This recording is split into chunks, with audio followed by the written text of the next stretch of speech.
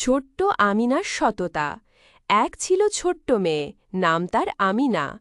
আমিনা ছিল খুব ভদ্র আর নামাজ পড়তে ভালোবাসত। তার মা তাকে ছোটবেলা থেকেই শিখিয়েছিলেন মহানবী মোহাম্মদ সাল্লাল্লাহু-এর কথা। তিনি ছিলেন সবচেয়ে সত্যবাদী ও বিশ্বস্ত মানুষ। একদিন আমিনা স্কুল থেকে ফেরার পথে রাস্তায় একটি ছোট পার্স পেল।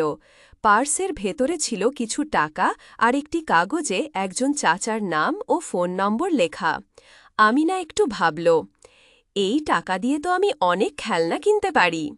কিন্তু সঙ্গে সঙ্গে তার মনে পড়ল মহানবী সাল্লাল্লাহু-এর শিক্ষা, সব সময় সত্য কথা বলবে এবং আমানত রক্ষা করবে। আমিনা বাসায় গিয়ে মাকে সব বলল। মা বললেন, বাবা, আমরা আল্লাহর সন্তুষ্টির জন্য সঠিক কাজ করব।